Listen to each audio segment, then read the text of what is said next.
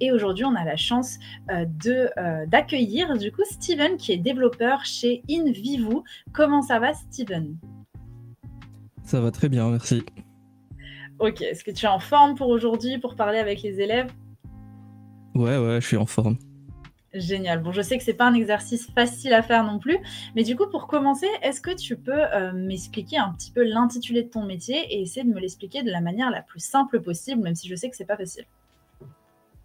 Alors, développeur, c'est un métier qui consiste essentiellement à écrire du code pour développer une application, un site web ou un logiciel. Ok, alors, et donc toi, tu arrives à comprendre le code, parce que personnellement, j'y comprends rien. Je vois juste des lignes et ça a l'air très Ouais, compliqué à premier abord. ouais. Ouais, c'est un peu compliqué au premier abord, mais oui, c'est de l'apprentissage au quotidien. Hein. Les formations sont là pour te faire comprendre ce que ça fait et pourquoi on écrit ça comme ça. D'accord, ok. Et alors, qu'est-ce que tu codes comme type de site? Est-ce que tu fais vraiment tout type de site ou il y a certains autres choses ou peut-être pas que des sites aussi? Ouais, alors mon métier, en fait, je suis consultant, donc je suis prestataire dans différentes entreprises. Euh, en fonction des besoins des boîtes, je fais soit des sites web, soit des applications mobiles, soit des logiciels pour les ordinateurs. Ça peut varier du tout au tout. Ok, et c'est pas plus compliqué tout ce qui va être au niveau des logiciels et tout? Enfin, je sais pas, moi j'y connais rien, donc Non. Alors moi, ce que je trouve le plus compliqué, mais c'est parce que j'en ai beaucoup moins fait, c'est les applications mobiles. Il y a beaucoup plus de règles à respecter par rapport à un logiciel ou à un site web.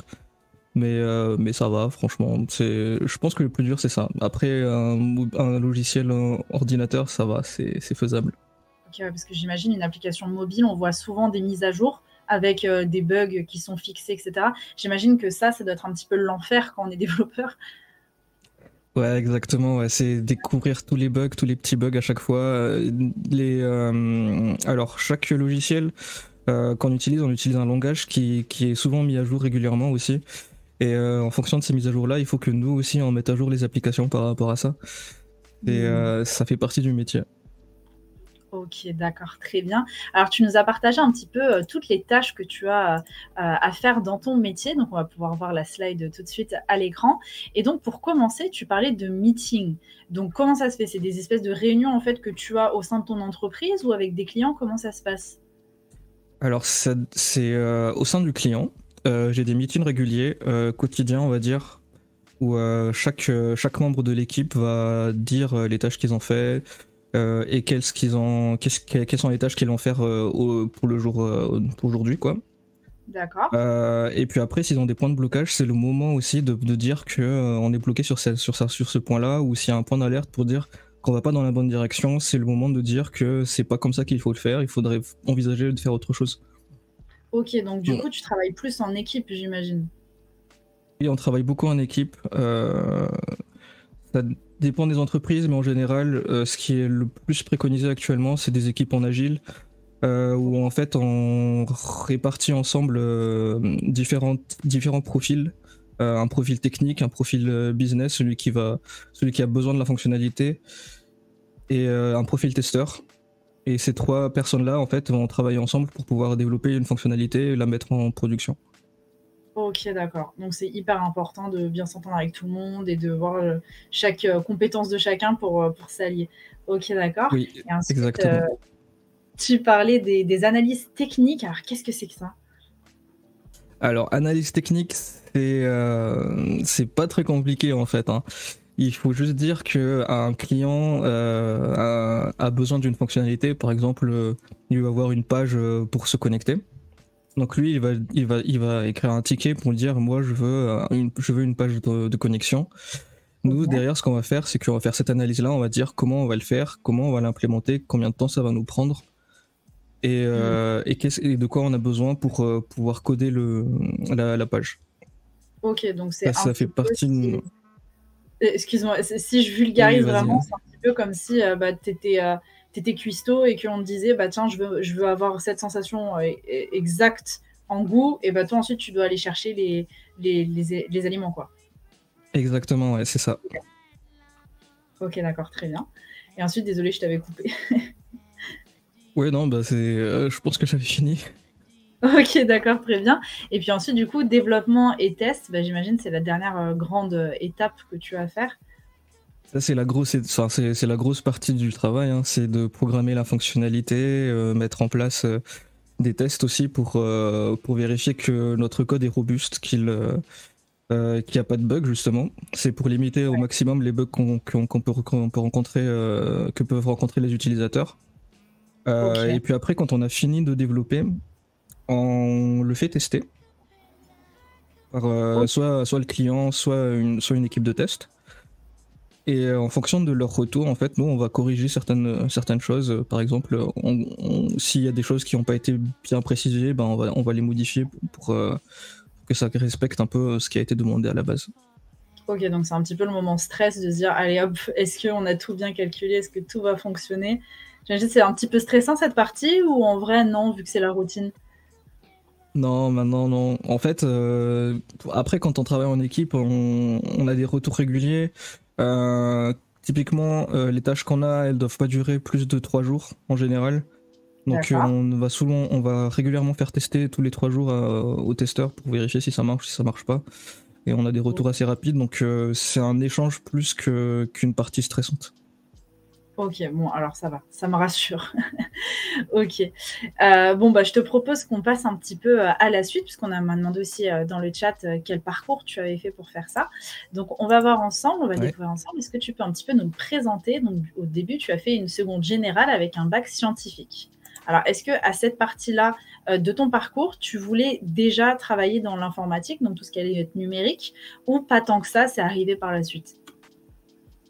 Non, pas tant que ça. Quand je suis arrivé en seconde générale, c'était un peu quand je suis arrivé en bac S, en première S, c'était un peu mon choix par défaut parce que j'avais d'assez bonnes notes en matière scientifique D'accord. et c'était un peu ce que préconisaient mes professeurs à l'époque pour me dire si je sais pas trop quoi faire, fais un bac S, c'est le meilleur débouché que tu puisses avoir après. Bien sûr, ok. Et donc pas forcément un intérêt spécial pour... Enfin, tu savais pas vraiment où t'allais, quoi. Non, je savais pas trop où je voulais aller. Je savais que je voulais faire je voulais un poste d'ingénieur à la base, Mhm. mais je savais pas trop en quoi je voulais me spécialiser. D'accord, ok. Donc tu préférais y aller au feeling, comme ça, pour voir ensuite vers où tu allais aller. Ok, très bien. Et après, Ouais, du coup, tu as fait une licence en sciences et technologies, mention informatique. Donc déjà, là, tu vas vers l'informatique. ouais. Alors, pareil, quand je suis arrivé en première année de licence, la première année c'est une licence, c'est une partie un peu généraliste où on a des maths, on a de la physique-chimie, on a de l'informatique aussi. Et Ouais. là, j'étais pas encore décidé en fait. C'est après la fin de la première année de licence où je me suis rendu compte que l'informatique c'est la partie qui m'intéressait le plus dans toutes les matières qu'il y avait. Et Ok. c'est celle où d'ailleurs après j'ai décidé de rentrer. Parce qu'en deuxième année, on commence déjà à avoir une spécialisation et c'est la mention informatique que j'ai choisie après. Ok, d'accord. Ok, donc 2 ans de master en école privée en alternance. Donc du coup, tu as choisi l'alternance. Pourquoi est-ce que tu es allé vers l'alternance? C'est qu'il y avait que ça ou c'est que tu voulais un peu voir comment se passait le terrain? J'ai pas eu la chance de pouvoir faire de stage durant ma période de licence. Donc D'accord. ma vision du monde du travail, elle était un peu brouillée, je savais pas trop à quoi m'attendre. Hmm. Et donc j'avais envie de découvrir ce monde-là. Quand j'ai eu l'opportunité de voir qu'il y avait des écoles en alternance qui pouvaient me prendre pour finaliser mon master, je me suis dit, vas-y, je vais y aller, c'est bon, Banco. c'est une opportunité, il faut le faire. Ok, Et donc, ouais. ah non, non, je te laisse continuer, hein, Ouais, et donc, ouais, ces 2 ans en alternance là, c'est ce qui m'a fait découvrir les bureaux, le monde du travail, et c'est aussi que c'est cette partie-là qui m'a vraiment le plus formé pour travailler, pour être dans le monde du travail. Ok, d'accord. Et à ce moment-là, en fait, tu travaillais pour quelle entreprise? Enfin, tu faisais ton stage, où est-ce que tu faisais ton stage et qu'est-ce que tu as vraiment découvert? Est-ce que tu as travaillé, je sais pas, sur le développement déjà de sites internet ou rien à voir? Oui, j'ai travaillé sur des sites internet là-bas. Ok, Alors, d'abord, j'ai travaillé dans une association qui s'appelle la CMS. C'est une association qui s'occupe de tout ce qui est visite médicale pour le monde du travail. En gros, quand on est embauché, on doit faire une visite médicale et c'est notre boîte en fait qui va organiser ces rendez-vous-là. Ouais, ok, trop bien. Euh, C'est une sorte de mais doctorat quelque part. non, c'est pas vraiment un Non. Doctolib, c'est orienté pour les entreprises, c'est pour que, alors, en gros, il y a un suivi des salariés en termes médicaux en fonction de leur poste, si c'est des postes à risque ou pas à risque. Ok. Bon, après, ça dégraisse, ça dégraisse un peu de l'informatique. Hein, Oui, mais bon, déjà, au moins, ça t'a permis aussi, toi, du coup, de faire tes premières expériences sur ça. Et donc, j'imagine que bah, ça devait être un petit peu stressant, non, au début, d'avoir des responsabilités. Oui, c'était très stressant. Au début, je savais pas trop à quoi m'attendre. Je suis arrivé le premier jour, j'étais en costume cravate. Ouais, le stress. Et on m'a posé sur mon bureau, on m'a dit tiens voilà la documentation, tu commences à lire un petit peu, Ouais. on va te présenter l'entreprise et les tâches qu'il y a à faire sur l'entreprise. Euh, oui, c'était stressant. Mais par contre, c'était moins stressant que de passer les entretiens. Je pense que les entretiens, c'était vraiment le plus Ah ouais? stressant. Ah ouais, Ouais, purée. Ouais, c'est vrai que c'est jamais simple, hein. Les entretiens, à chaque fois, c'est toujours waouh, compliqué. ouais, ouais. Ok, très bien. Donc Mais ouais, ça va. après l'alternance, du coup, là, je vois 1 an de CDD. Qu'est-ce qui s'est passé pour toi? Qu'est-ce que tu as fait? Alors à la fin de mon alternance, j'ai eu une proposition de ma boîte du coup de rester 1 an de plus chez eux, euh, là où j'ai fait mon alternance. Et Ouais, ben, j'ai accepté, hein. J'étais plutôt bien dans la boîte, donc ça m'intéressait de continuer à travailler dessus. En plus, je commençais à instaurer certaines choses que j'avais appris dans des formations, notamment la pratique agile que j'avais présentée tout à l'heure. ouais. Euh, C'était des choses que j'avais voulu mettre en place et qui étaient en train de se mettre petit à petit. C'était sympa de se dire que j'apportais vraiment quelque chose en fait à cette entreprise-là. Hmm. Mais puis après, j'ai eu une opportunité pour changer. Donc après, j'ai décidé de partir découvrir un autre monde. Ok. Voilà. Ok, donc c'est là que tu as changé. Tu es passé à ingénieur consultant chez Extia, c'est ça? Ouais, c'est ça. Et c'est là où j'ai commencé à travailler en tant que consultant. C'est-à-dire, je suis développeur chez Extia, mais je suis prestataire, on m'envoie dans d'autres entreprises pour que je puisse leur céder à travailler sur le logiciel à eux. D'accord, ok. Ok, très bien. Et en fait, et après, qu'est-ce qui s'est passé? Bah, j'ai fait 4 ans chez Extia, et puis après, je me suis dit que c'est bon, j'ai fait un peu le tour Le de tour, ce ouais. qu'ils pouvaient me proposer. Et voilà, je voulais encore découvrir autre chose, et je me suis décidé de partir. Ok, et c'est comme ça que tu es arrivé chez InVivo? Ouais, chez InVivo, ouais, InVivo. depuis novembre. Ok, et ça va, tu te plais du coup? Ouais, je me plais bien, je trouve un nouvel environnement, une nouvelle façon de travailler avec les membres enfin, de la boîte. Et je trouve que enfin voilà, c'est un nouvel air et c'est sympa. Est-ce que du coup, là, chez cette entreprise, tu fais des choses nouvelles ou c'est globalement à peu près les mêmes choses que tu as pu déjà faire et tu n'as pas eu de grandes surprises en soi? Ouais, alors c'est un peu la même chose et en même temps c'est pas un peu la même chose parce que comme à chaque fois je suis prestataire en fait ça dépendra du client dans lequel je vais travailler qui va me faire découvrir des choses différentes ou moins différentes. Ok. Mais par rapport à leur approche en fait je suis confiant dans le sens où les missions sur lesquelles je vais tomber elles vont toujours me faire apprendre quelque chose. Ok, bon, ça c'est cool alors. Et est-ce qu'il y a quelque chose que tu préfères développer? Hum, je préfère développer des sites web. Il y a Les des sites choses que web? j'aime bien. En fait, non. En fait, c'est très. C'est un peu. J'hésite un peu. En fait, les sites web, c'est assez facile à faire. Mais pour faire l'affichage et tout, c'est beaucoup plus compliqué. Alors qu'une Hmm. application mobile, c'est un peu plus simple. Mais c'est beaucoup plus difficile à mettre en place au début. Donc c'est un peu Ouais, les deux. Mais ouais, allez, site web. Site web, allez, ça marche comme ça. Alors, dans le chat, j'ai une question. Il y a Falabel qui nous demande quelles sont les qualités à avoir selon toi pour faire ce métier? Les qualités à avoir. Il faut juste avoir beaucoup de logique et ne pas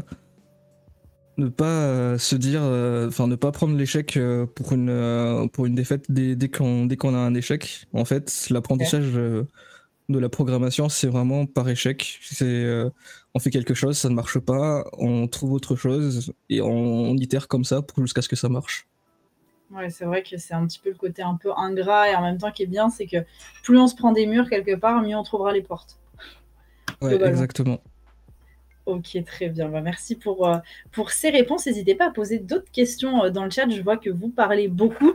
Et ce que je vous propose maintenant, c'est de faire un petit quiz pour voir si vous avez bien suivi avant de reprendre le live métier là où on l'a laissé. Donc, j'ai fait des questions extrêmement simples, mais c'est juste histoire de voir si vous suivez et puis pour voir si vous êtes aussi au taquet que ce matin.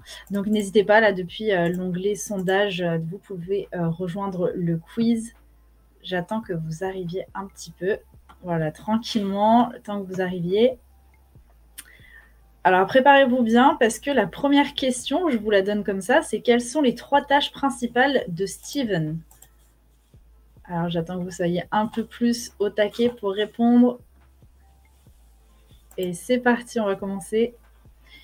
Alors, j'ai mis meeting, analyse technique et développement, meeting, analyse périphérique et test, ou réunion d'entreprise, analyse et ergonomie. Je vous laisse encore quelques secondes pour répondre et on va partir ensuite sur la prochaine question. Vous êtes assez partagés, mais quand même 88% à avoir trouvé la bonne réponse. Évidemment, c'était les meetings, l'analyse technique et le développement. Donc bravo, 89%, c'est plutôt cool. Pour les autres, je ne sais pas ce que vous avez fait là, mais vous dormez là, c'est pas possible. On va passer à la prochaine question. Comment s'appelle l'entreprise de Steven? Apple, Demeco, InVivo ou Nvidia? À votre avis, on en a déjà parlé et puis vous pouvez être assez aidé. On vient de regarder tout ça. Allez, on va faire les résultats. Et effectivement, à 80%, vous avez bien vu que c'était InVivo. Donc, bravo.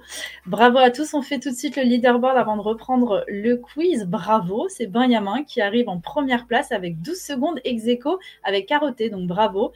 13 secondes ensuite, on arrive Jean qui talonne tout ça, puis Eman, puis Irina, Naël, Wassim, Mathéo, Nathalie, Loïc en bonne 10e place, etc., etc. N'hésitez pas à partager votre classement dans les commentaires et surtout à poser toutes vos questions. Et nous allons pouvoir enfin reprendre. Je regarde juste s'il n'y avait pas des questions tout à l'heure que j'ai pu louper. Je regarde ça très vite fait. Ça, on y a déjà répondu. Et pour les autres questions, on va y répondre juste après. Donc, ça tombe bien. Alors, Steven, je te propose qu'on avance un petit peu sur ton parcours et qu'on passe aux 2 choses que tu préfères et les 2 choses que tu aimes le moins dans ton métier. Donc, dans ce que tu préfères, tu nous as dit, ça paraît étonnant pour un développeur codé. Donc, qu'est-ce que tu aimes autant sur le codage?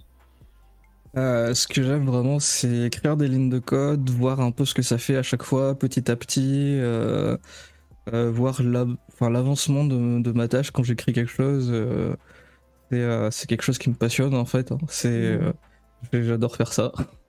Ça, j'avoue, ça doit être super de voir qu'on rentre des lignes et puis ça crée des choses derrière, quoi. Ça doit être fou. Ouais, exactement, ouais.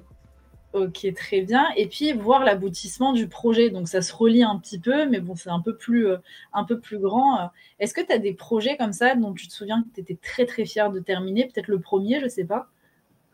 Ouais, alors c'est un projet qui est, on va dire, qui était très, très demandé quand j'étais en alternance. C'était une génération de documents automatiques. En gros, il y a une équipe qui devait générer un document, il devait juste appuyer sur un bouton et puis le document se générait automatiquement. Ça existait déjà dans la boîte, mais c'était très mal fait.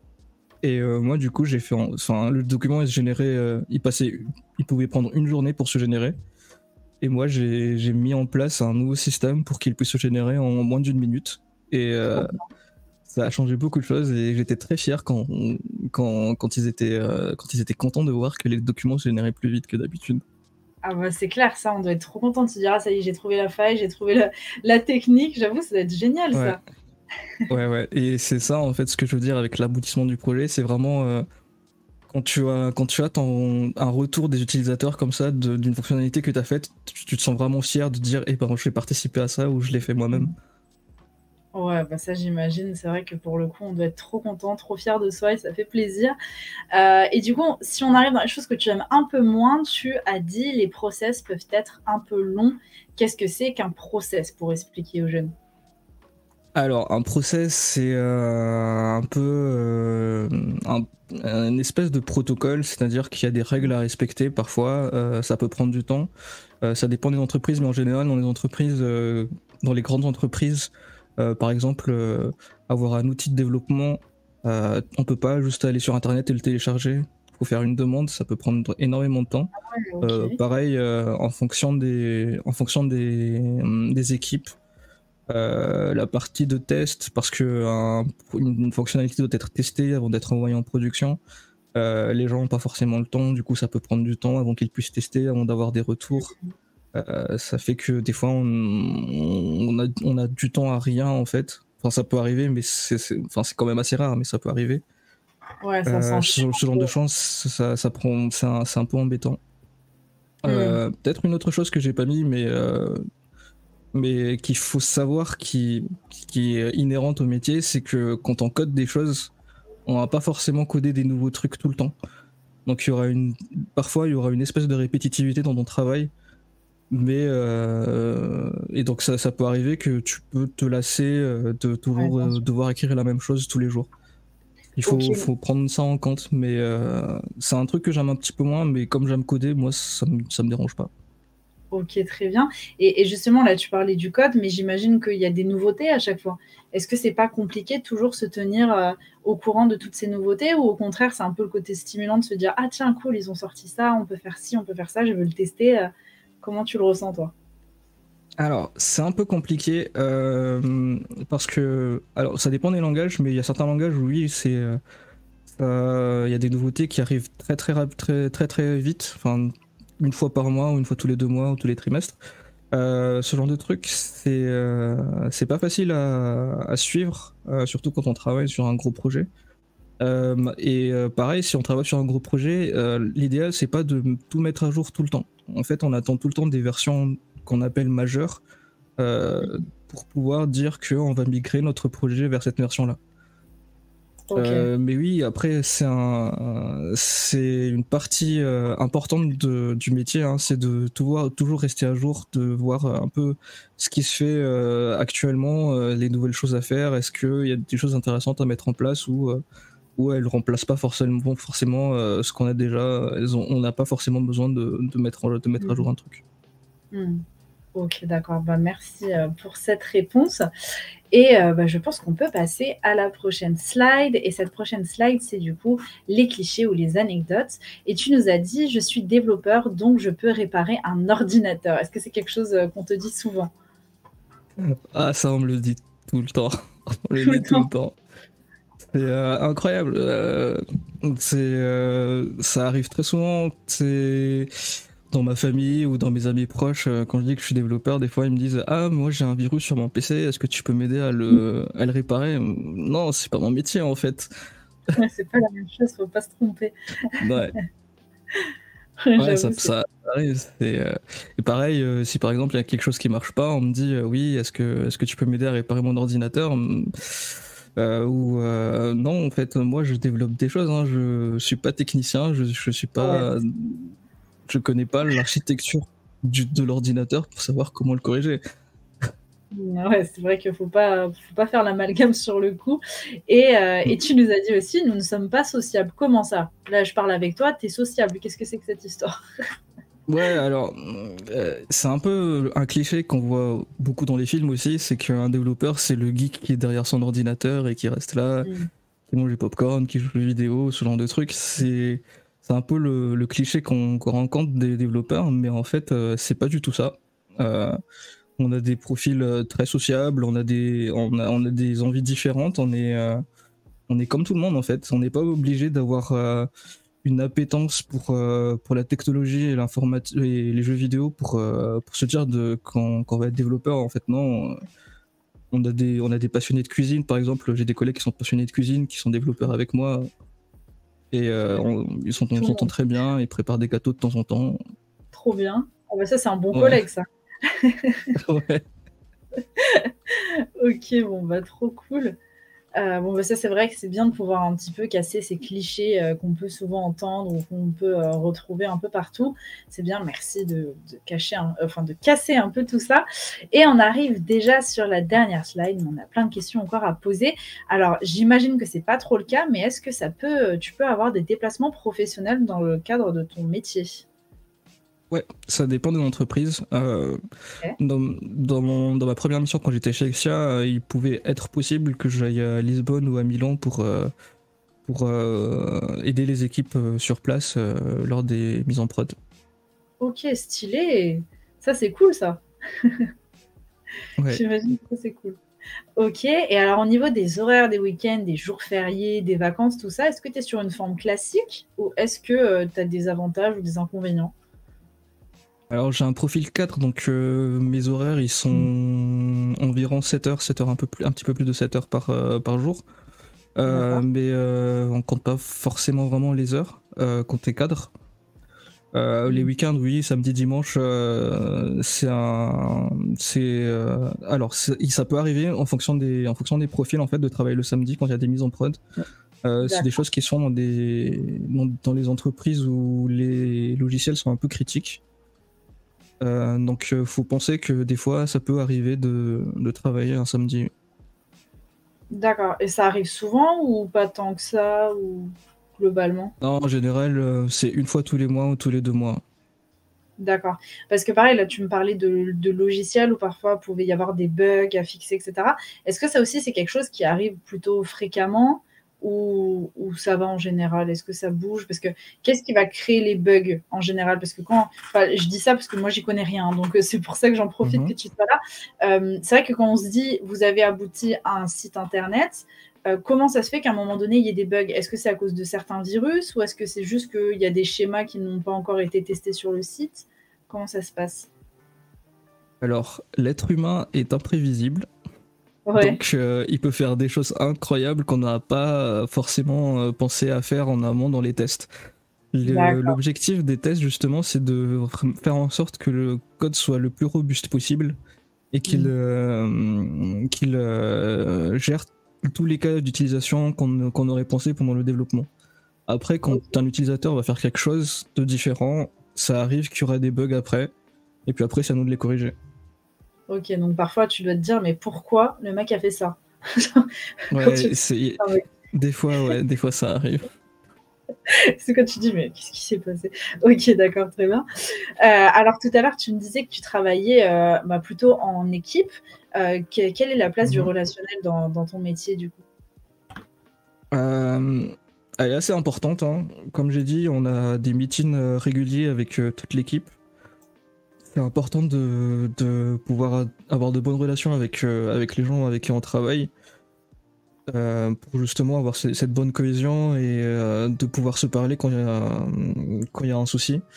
On Mmh. travaille, alors en général, on travaille chacun sur son poste, mais ça peut régulièrement arriver qu'on soit deux sur un poste pour travailler ensemble, pour faire une tâche compliquée ou pour justement aider un collègue qui a une problématique qu'il n'arrive pas à résoudre. Mmh. D'accord, OK. Bon, on a une question, mais j'imagine que ça fait pas partie, de ton entreprise, mais il y a le collège des, Merisiers qui nous demande, est-ce que les game designers, pardon, font partie de ce groupe de métiers? Alors, les game designers, ça va être plus dans le jeu vidéo, et dans le jeu vidéo, je sais pas trop comment eux ils sont gérés en termes d'équipe. Mais je pense que ouais, il y a une partie où tu as un game designer qui va en gros mettre en place les spécifications de comment un jeu il va être fait. Et puis après, Mmh. les développeurs ils vont être là pour mettre en place, pour coder ce niveau par exemple, un niveau de jeu. Alors là, j'imagine même pas le nombre de bugs qui doivent, le nombre de tests qu'ils doivent faire parce que là, pour le coup, tout le monde fait n'importe quoi sur les jeux vidéo parfois. Ouais, oui, ça, De c'est savoir vraiment, c'est beaucoup plus de choses à faire. Ouais. et pourquoi il a voulu monter par-dessus la colline par ce côté-là. Quand on voit, ça me fait rire à chaque fois. Je sais pas si parfois ça peut t'arriver de voir des vidéos comme ça, mais notamment beaucoup sur TikTok où on teste à chaque fois les limites des jeux, tu sais, où ils tentent de faire n'importe quoi. Ça me fait beaucoup rire, donc ça me fait penser à ça sur le coup. Donc en tout cas, j'espère que ça aura répondu à vos questions. Je regarde en même temps. Donc voilà, il n'y a pas de nouvelles questions, les modérateurs s'en occupent pour l'instant. Sinon, alors au niveau de la rémunération, est-ce que c'est possible de donner une fourchette assez large de tarification pour ton poste? Alors, quand tu es en sortie d'école, tu peux postuler pour un salaire entre 40 et 45 K. D'accord, par an. Par an, c'est ça, oui. Et puis après, en fonction des années d'expérience, à 3 ans, 4 ans d'expérience, on peut déjà avoir une rémunération à 55 et plus. Ok, donc c'est évolutif. Ouais, c'est évolutif. Ça, c'est cool. De ne pas se trouver à mince. On commence à un certain niveau et ça augmente pas, donc ça c'est cool. Aussi, alors du coup, le code souvent c'est en anglais, enfin c'est carrément que en anglais d'ailleurs. Est-ce que tu dois dans ton métier de développeur parler couramment anglais ou seulement les mots les plus importants? Là encore, ça dépend des entreprises. Quand on est dans des grandes entreprises, on va forcément avoir des équipes ailleurs qu'en France. Et c'est à ce moment-là où l'anglais va être primordial. Mais dans certaines équipes, on peut très bien parler en français et juste comprendre un petit peu l'anglais pour savoir comment écrire du code. Ok, bon alors ça va alors. Ah, si, par contre, ouais, il faut comprendre l'anglais, même si on ne le parle pas, parce qu'il y a beaucoup de documentation qui sont en anglais et très peu en français. Donc pour moi, l'anglais, c'est quand même important de le connaître. D'accord, il faut au moins être à l'aise un minimum avec l'anglais, même si on n'est pas bilingue. Ouais. Ok, d'accord. Alors, question légèrement hors sujet, mais je vais quand même la poser parce qu'on la demande dans le chat. Il y a Jean qui te demande, Steven, tu joues à des jeux vidéo ou pas? Oui, je joue à des jeux vidéo, oui. Alors, j'imagine que la question va arriver derrière. Alors, à quel type de jeux vidéo tu joues? Quels sont les noms? Ouais, alors, puis, enfin, ça va être un truc un peu niche, mais je suis passionné de sport auto. Donc, je joue beaucoup à des jeux de voiture. Voilà. Ok, et ton jeu préféré, qu'est-ce que c'est? Alors, c'est un jeu de course de rallye qui s'appelle Dirt Rally 2. Ok, bon bah alors vous me direz dans le chat si du coup vous connaissez. Bah, il y a Jean qui dit ok, merci beaucoup. Comprendre l'anglais, voilà, je relis un petit peu les commentaires, ok, ça fait plaisir. N'hésitez pas à poser des questions parce qu'on arrive déjà à la fin du live. Donc, si vous avez des choses qui vous passent par la tête, profitez-en parce que c'est le moment ou jamais si vous voulez en apprendre un peu plus sur le métier de développeur. Alors ensuite, on continue un petit peu notre liste. Donc, l'environnement de travail, globalement, j'imagine que c'est dans un bureau. Hein, tu ne vas pas être sur le terrain avec un ordinateur, à moins que ça puisse arriver, je ne sais pas. Non, la plupart du temps, ouais, on est dans un bureau. Après, ça dépend. Des fois, on est dans des bureaux où ça s'appelle des open space où chacun est libre de se poser là où il veut et les équipes se mettent ensemble la plupart du temps. On est dans des bureaux fermés, ce qui se fait un peu moins. Mais oui, du coup, chacun est un peu dans son coin et c'est un peu différent. Ok, d'accord, très bien. Et qu'est-ce que sont les plus et les moins de ton métier dans le sens où pourquoi tu conseillerais aux jeunes de faire ton métier? Qu'est-ce qui fait que ton métier est super cool? Alors, pourquoi mon métier est super cool, c'est quand j'ai dit, hein, on peut, quand on fait quelque chose, quand on fait une fonctionnalité et qu'on voit l'aboutissement du code, ça nous rend super fiers. Surtout, par exemple, bon, j'ai pas travaillé vraiment dans les trucs publics, mais j'en ai connu qui travaillaient par exemple chez Yves Rocher et qui voyaient les plaques de publicité ou les logiciels de paye, d'encaissement. C'est eux qui les avaient, qui les avaient fait. Ils étaient très fiers de voir que leur truc il est en place et que tout le monde l'utilise tous les jours au quotidien. Ouais, c'est sûr que c'est vrai que ça, pour le coup, ça aide. Alors, pour terminer, est-ce que tu as un message que tu aimerais faire passer aux jeunes un petit conseil sur la scolarité ou pour plus tard, n'importe. Est-ce que tu as quelque chose que tu aimerais leur dire avant de se quitter? Ouais, alors ce que j'ai envie de dire, c'est que si vous avez un peu de, enfin, si vous êtes plutôt logique et que vous aimez un peu les matières scientifiques, vous pouvez faire du développement, hein. C'est ouvert à tout le monde, même si vous n'êtes pas très bon en vrai, parce que la logique c'est vraiment le truc le plus important dans le code. C'est pas plus les calculs et ce genre de trucs. Ok. Donc si ça vous intéresse, vous pouvez le faire. Pour le parcours, je vous conseille vivement de faire des stages ou de l'alternance pour acquérir de l'expérience. Les postes de développeurs, ils sont très ouverts en ce moment, donc trouver un stage ou une alternance, c'est de plus en plus facile actuellement, Mm.